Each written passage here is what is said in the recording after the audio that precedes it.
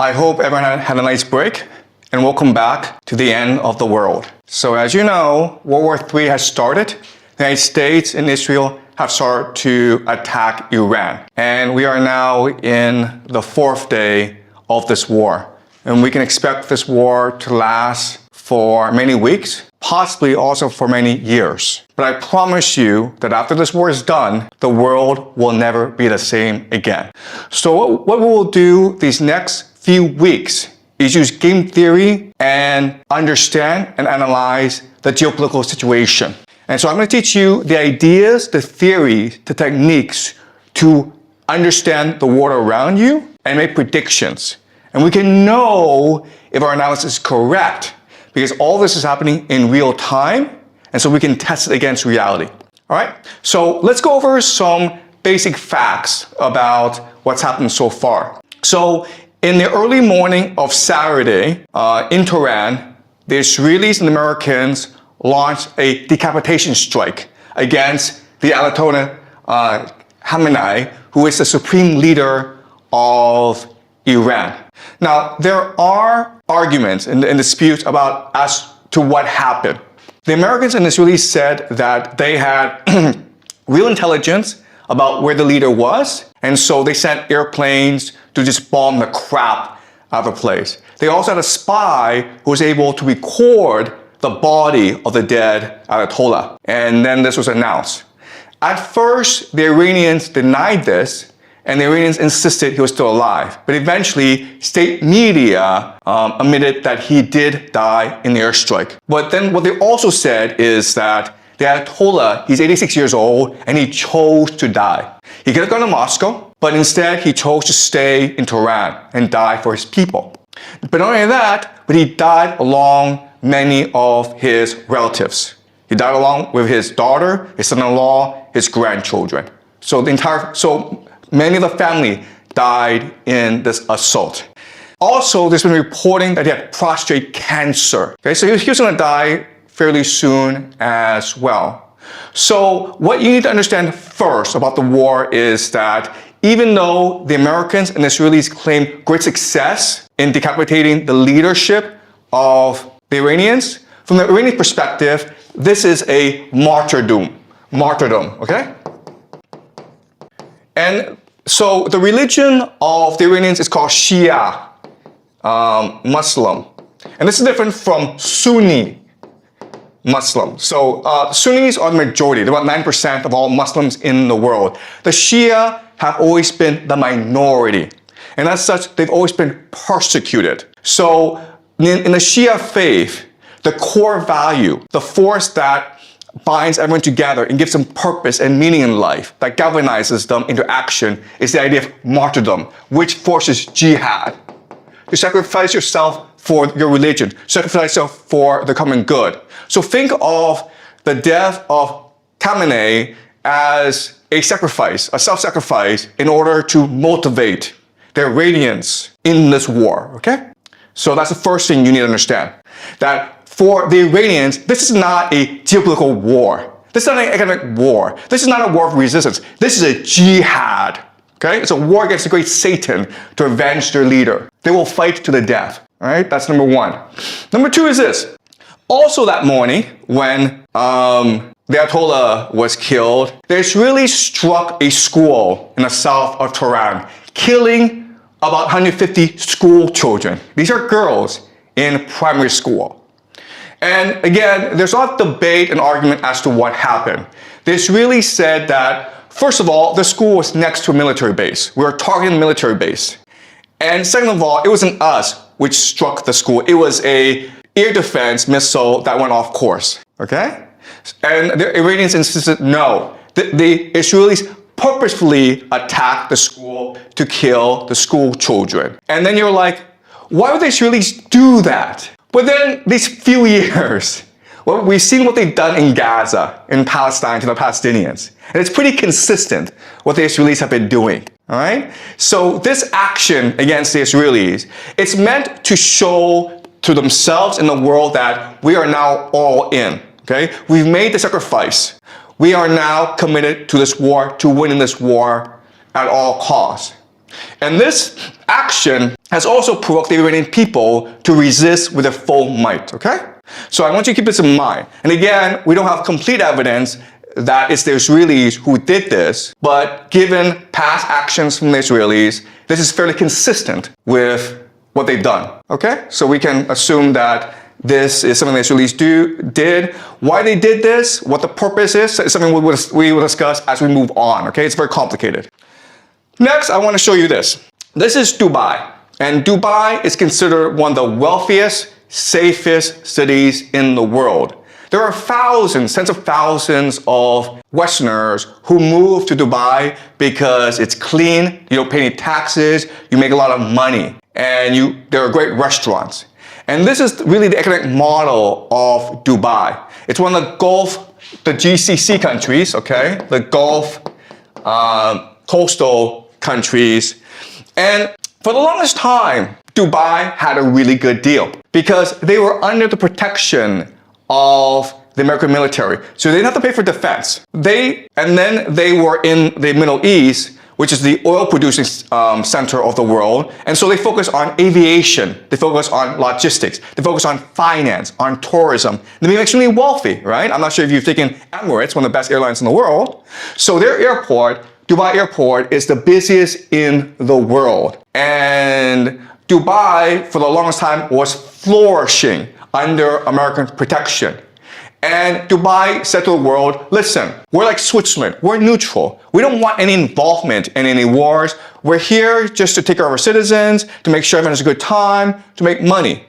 And then right after the war started, the Iranians attacked the GCC, okay? Dubai, Abu Dhabi, Bahrain, Qatar, Kuwait, they attacked these places. And these places were like, what's going on? We're neutral, man. We're not involved in this war.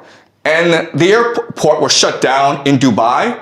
At one point, the rich people in Dubai were willing to pay about $250,000 US just to get on a plane and get out of there, okay? So the reality is this. For the longest time, Dubai had a reputation for being safe, and that's why people moved their money there. Guess what, guys? After what the Iranians did, it's dead. Dubai as a city, in the long term, it is dead. Because you're a wealthy Westerner, you're not going to move to a place where it could be attacked anytime by the Iranians. You might move to Singapore, you might move to Hong Kong, Japan, South America, but you're not moving to Dubai, okay? So the big question for us is, why did the Iranians do this? It was the Israelis and the Americans who attacked you, why go after the GCC, all right? And not only that, but they're escalating the attacks against the GCC. So this is something that we will look at very closely today. Well, the short answer is because these places, even though they pretend to be neutral, they house the American military. They allow the Israelis and the Americans to use their airspace to attack Iran from, all right? So this is Bahrain. Now, Bahrain is interesting, okay? Because I want you guys to remember this, but Bahrain will probably be one of the major centers of this conflict. Because, first of all, this is the American Fifth Fleet, all right? This is their naval base in the Middle East. And as you can see, the Iranians are attacking it with missiles, and it's being blown up. Bahrain is interesting because it has about 50% or even more, okay, Shia, which is the religion of the Iranians. But the people in charge are the Sunnis. And so what makes this strike really important from our perspective is, first of all, not only are the Iranians attacking US military assets, not only are they destroying the economies of the GCC, but they're also trying to ignite a religious war, right? Because you're Shia, you're loyal to the Ayatollah. And if he's dead, then you must, as a religious obligation, now commit jihad against your enemies. And it's no different in other religions where, listen, if you want to kill the Pope, the Catholics would be really angry at you and they would want to kill you, right? So now you have the Shia who will probably eventually arise, creating a revolution in Bahrain, okay? So I think Bahrain will be the first to fall. Dubai will probably go bankrupt, okay? But in the long term, we can expect the entire GCC area, including Saudi Arabia, to eventually collapse, okay? And so this is something we'll use game theory to understand. All right, let's continue. So we will know how this war develops just based on geography, okay? So this is a map. And this map, even if you don't really know the war, even if you don't know the participants, even if you don't know the weaponry, this map will tell you exactly how this war will progress. All right, so some certain things to keep in mind about this map.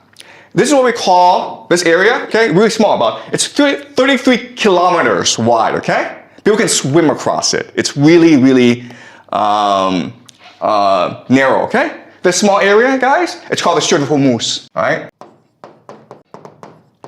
And it's important because it's really the center of the world. This one area is the nexus, the pivot of the world. Let me explain why. First of all, from the GCC, you have 20% of all the world's oil flowing through this narrow strait. Where does it go, guys? It goes to Asia, India, Pakistan, South Korea, China, Japan.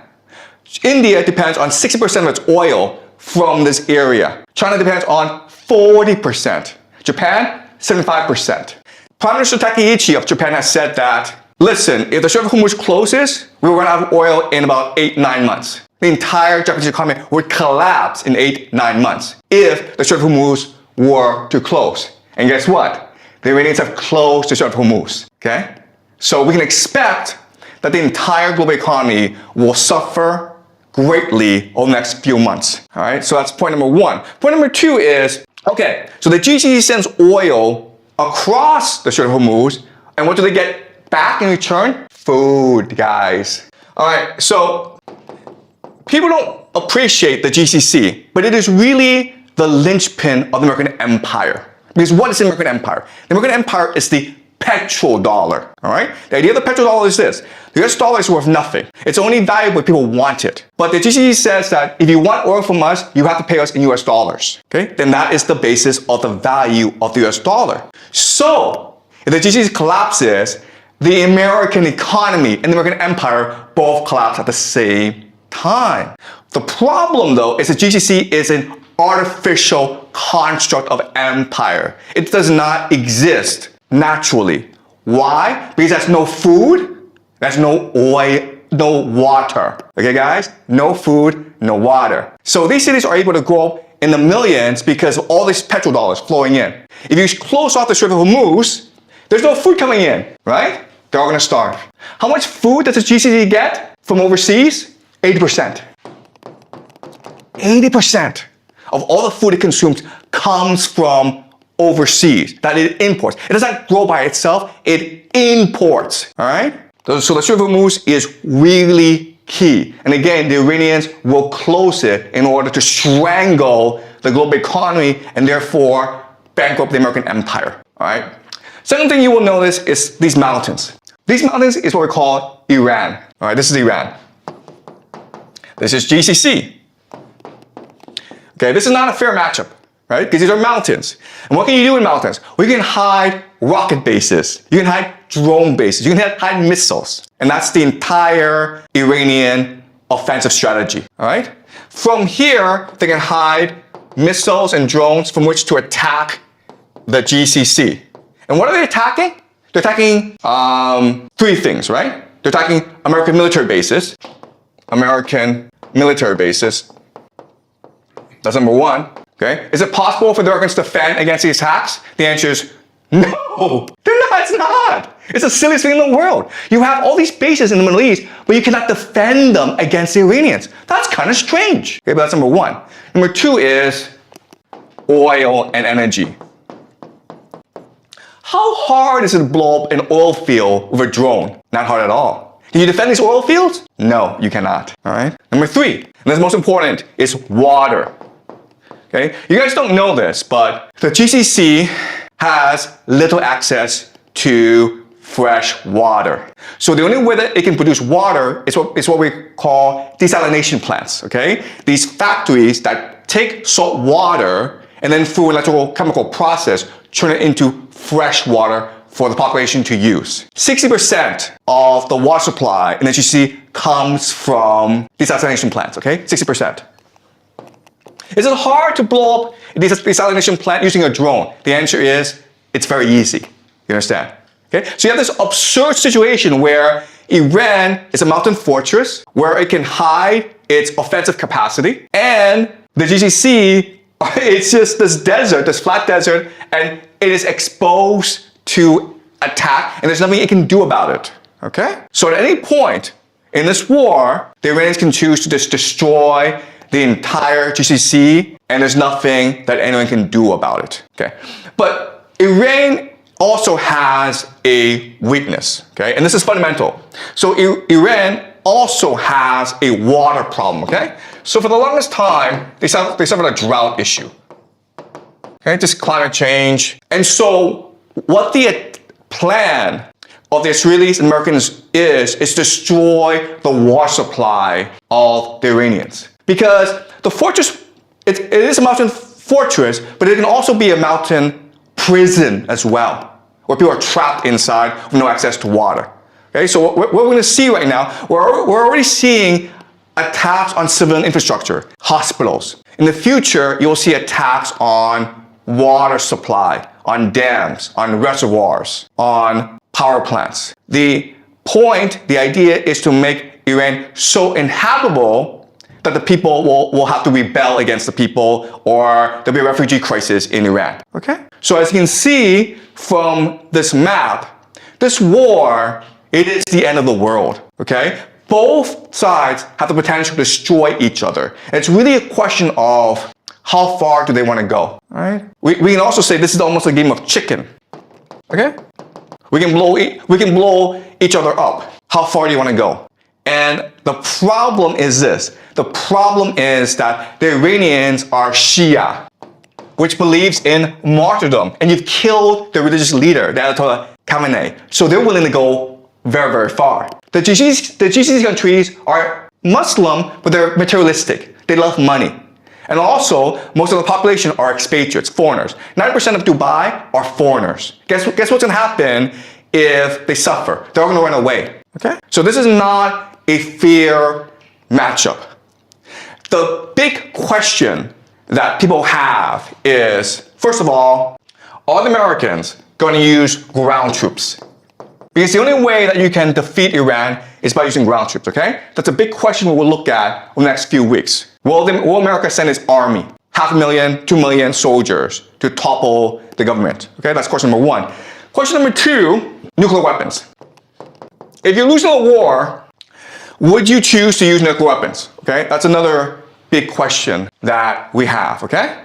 Another big question that we have is who gets involved? Because this situation is so dire that Europe, okay, specifically Germany, France, and Britain are talking about entering this war. And guess what? If that happens, it is possible that Russia and China will also enter this war on the side of the Iranians. This is World War III, okay? Because of the importance of the Strait of Hormuz, because of the importance of the Middle East, everyone has to get involved at some point. And we're going to use game theory to really try to understand what's happening on the ground and where this could lead us. Okay?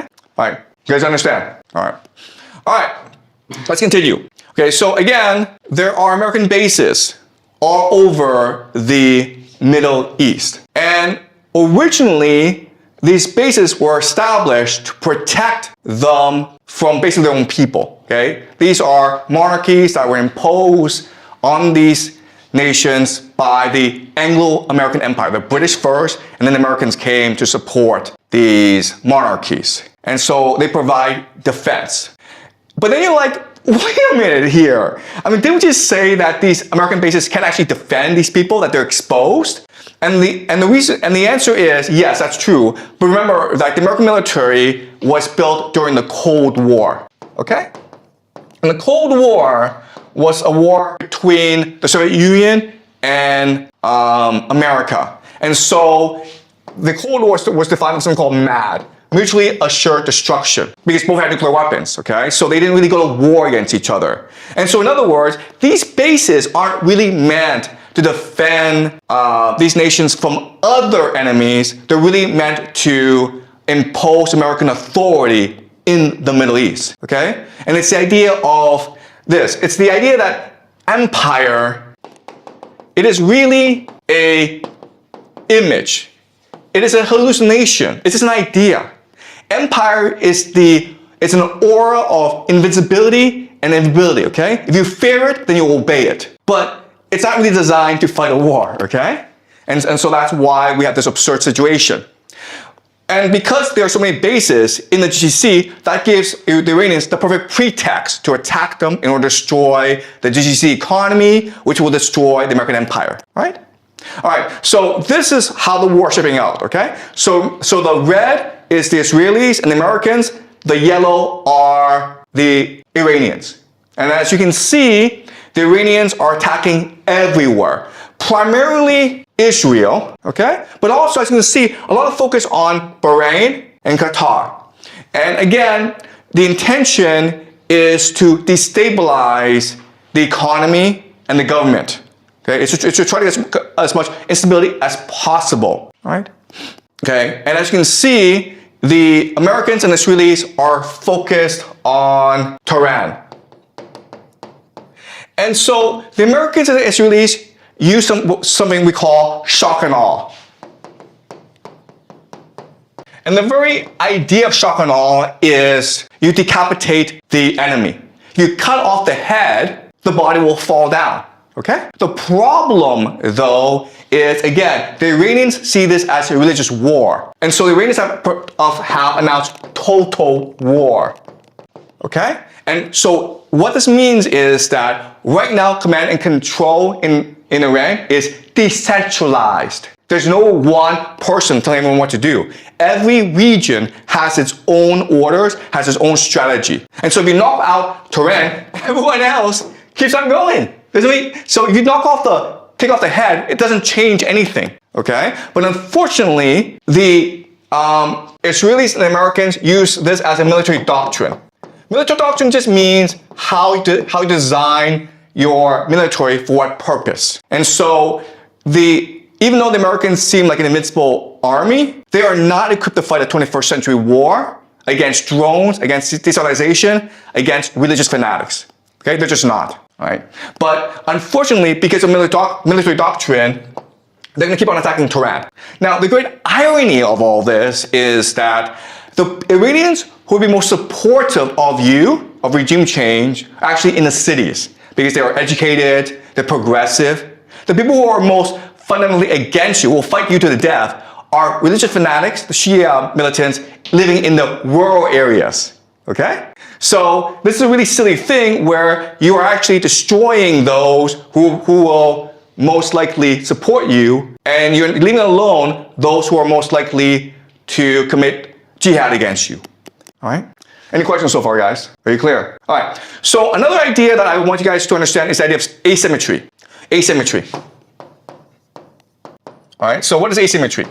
Asymmetry means that the two sides are choosing to fight different wars using different techniques because one is much stronger than the other, okay? America is a great empire. It has unlimited resources. It has the USD. It controls the world, right? Iran is a country that has been under economic sanctions for the past 45 years. It's poor.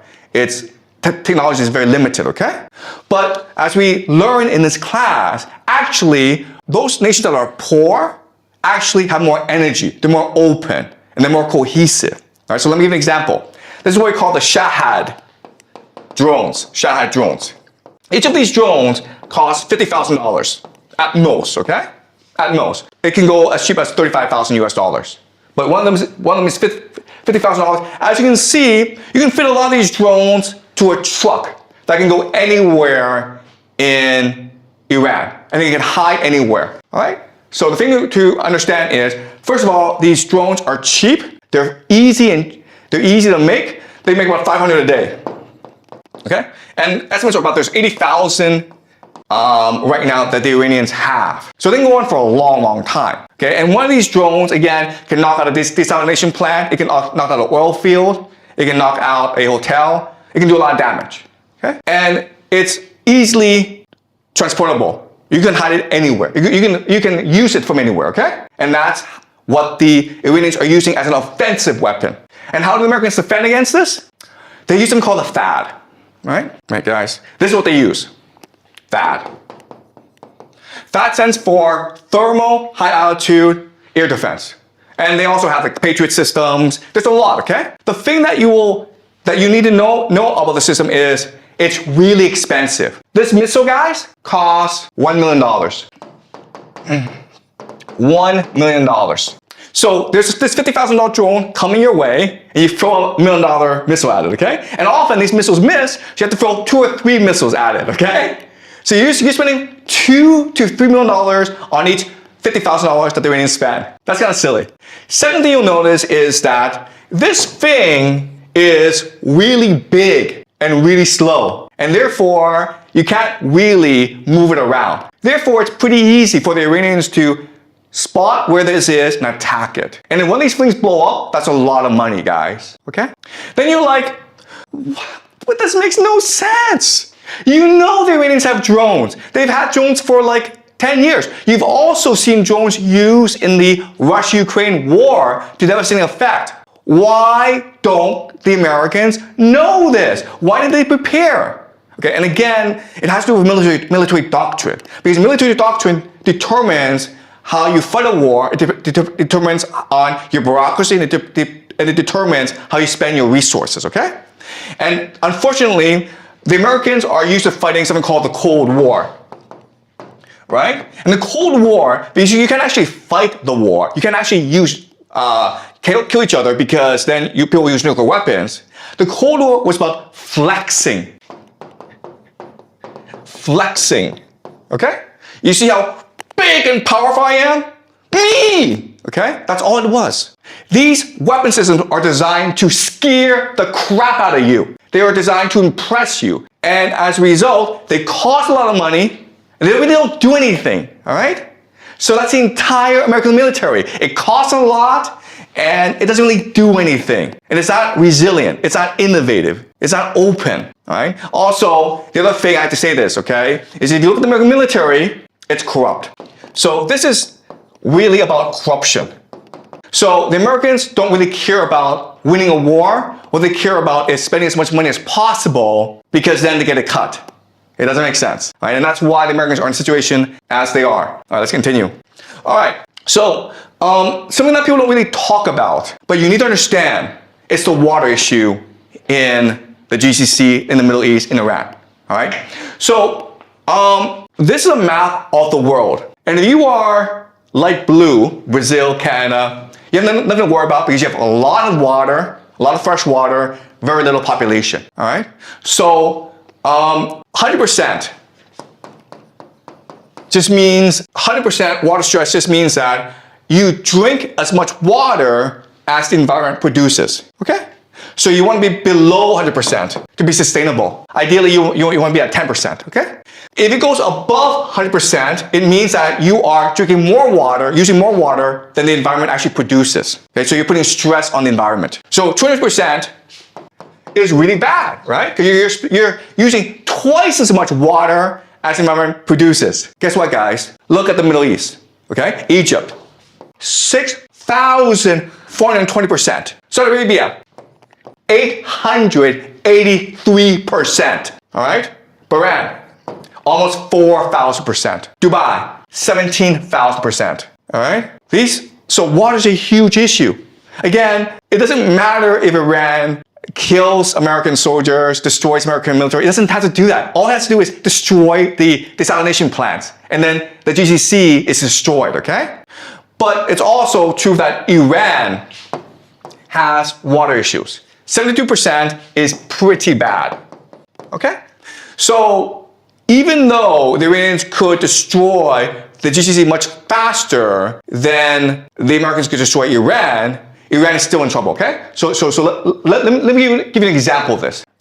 This is like, so this is another map that shows you the issue of water scarcity, okay? And it's just basically the Middle East, okay? The biggest issue in the future is water, okay? And that's where the geopolitical tensions will arise in the future over water. India is also affected as well, okay? All right. So let's look at the map, guys. This is called Lake Urmia in northern Iran. It's the 6th largest saltwater lake in the world, or it used to be. Okay, this is what it was in 1984. This is the shallow, this is the deep, okay? You guys see that? It's really big, right? 20 years later, guys, this is what it looks like. There's no more water here. You can walk from here over to there, okay? There's some water over here, but it's shallow now. That's how serious the water issue is in Iran. And that's the weak point that the Americans and the Israelis will attack, all right? They want to make sure that Iran has no access to fresh water, which will cause devastation in their nation. Okay, that's strategy number one. Strategy number two is this. This is a map of the different ethnic minorities in Iran. As you can see, it's a very diverse place. In the center are the Persians, but you also have 10 other groups as well. And in the borderlands, it's basically a different country, right?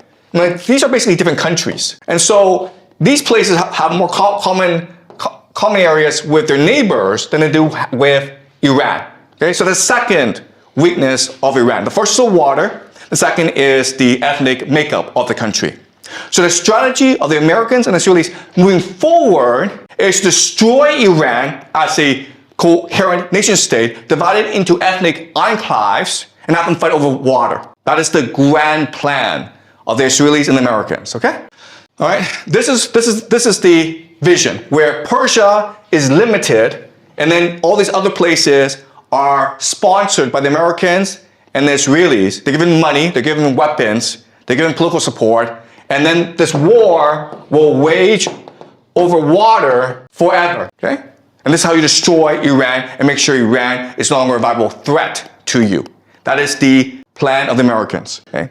As you can see, it's a pretty evil plan. And that's why they have not announced it, right? Because if you announce it, you're like, why are you doing this? What did the Persians, what did the Iranians ever do to you to warrant you coming and destroying their civilization? And the answer is nothing, right? So the Americans and Israelis will never admit they're doing this. But if you look at the map of water supply, of ethnic tensions, this is the optimal game theory strategy for them to use against Iran. Okay, does that make sense? This is a long-term plan that they have in place. And it's all moving towards this plan. But now the question then is, how can the Iranians respond to this? And the answer is this. This is a map of the Muslim world, okay? So the light green are the Sunni people, okay? That's 90% of the entire Muslim population, about 2 billion people, okay? Then you have in dark green, the Shia. So as you can see, the main place of the Shia is Iran, okay? Iran is one of the few Shia nations in the world. But you can also see from this map that Shia are spread throughout the world, okay?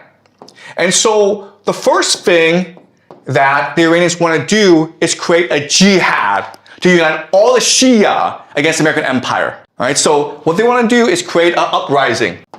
And it's already happening, guys. The Shia in Pakistan stormed the American embassy in Pakistan, and the Americans killed a lot of people, okay? The Shia have attacked the American embassy in Iraq. The American embassy are being attacked in a lot of places, right? So the first strategy is to create a international global jihad of the Shia against the American empire. And it's already happening. It will continue for a long time because the Americans have killed the Khamenei, okay? And that requires vengeance. The other thing though is that it can unify the Muslim world, okay? If you look at this map, most of the Muslim world is actually run by dictatorships that are not popular at all, okay? And they're allowed to exist because of the American empire, right? You go to Saudi Arabia, Egypt, Algeria, these places, they're all run by clients of the American empire, right? So if you rally the people who hate their governments and you overthrow them, then that makes Iran the leader of the Islamic world. Not just the Shia world, but the Islamic world. And this creates something called Pax Islamica. That is the end goal, guys, okay? If you do that, then you don't have to worry about the Americans and the Israelis anymore, right? So the Israeli game plan, the American game plan is to fracture Iran into ethnic enclaves and they'll fight over water for the rest of their lives and they'll all die. The Iranian game plan is to create a religious war, a crusade that unifies the Shia people, that overthrows the American Empire and establishes something called the Pax Islamica. All right? All right. So again, the key is the GCC.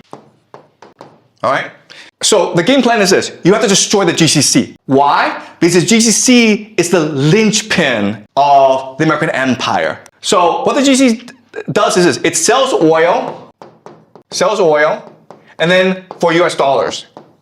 Where does it put US dollars? It puts US dollars into the American stock market. All right? So this is investments of the UAE, okay, Saudi Arabia, and Kuwait into the US financial markets. As you can see, from 2012 up to today, it's been exploding, all right? Because the US financial markets is one of the safest places where you can put your money. The intention is this. The intention is, hey, if I cut off oil and these countries no longer have access to US dollars, they're forced to spend whatever resources they have on protecting themselves, okay? And then guess what happens? The stock market collapses. The stock market collapses. The stock market is the real growth engine of the US economy.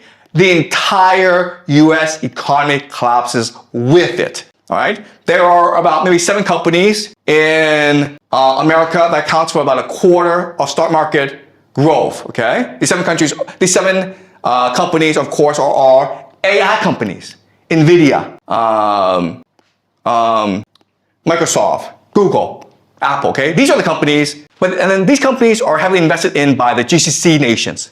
So if these nations are no longer able to invest in the stock market, these companies will collapse in value. And with that, that would lead to economic depression in America. Okay? Does that make sense? All right, so that is the situation for today. Today was just an overview, guys, okay? I know we covered a lot. I know there's a lot to take in, but over the next few weeks, we will explore each issue in depth and really understand what's really going on, okay? All right, so any questions, guys? Any questions about what we've just learned? Okay. If other countries such as Italy, France, China, or Russia, they have also joined this war, like what's the cause of they joined the war? Because of oil or those resources? Okay, that's a good question, okay? So I don't want to spend too much time on this question because we will explore this question as we move along, okay? So the question is, what brings the world into this conflict? And the easy answer is just oil access, energy access, okay? They need to protect their energy supplies. Because remember, it's a very complicated situation because Europe is now fighting Russia. So Europe is not buying any oil resources, energy resources from Russia. Therefore, it depends a lot on the GCC. So the GCC is not providing them energy, then Europe will go bankrupt. Okay, so Europe needs to enter this war on behalf of the Americans. Okay, and then you have Russia, which cannot allow Iran to fall because if Iran falls, then they'll come after Russia next. Right? China is actually neutral. China's okay with either scenario, but that's just the way that the Chinese system is set up. Okay, so we're gonna explore this question as we move along. But it's a very complicated issue, all right? Okay? And each nation will have its own different strategic interests to consider, right? And what we need to know, what we need to figure out is that this war in the Middle East is actually connected to the Ukraine war. And as we move along, I'll show you how these two things connect together, okay? Any other questions, guys? Okay, great. So we'll continue this discussion on Thursday, okay?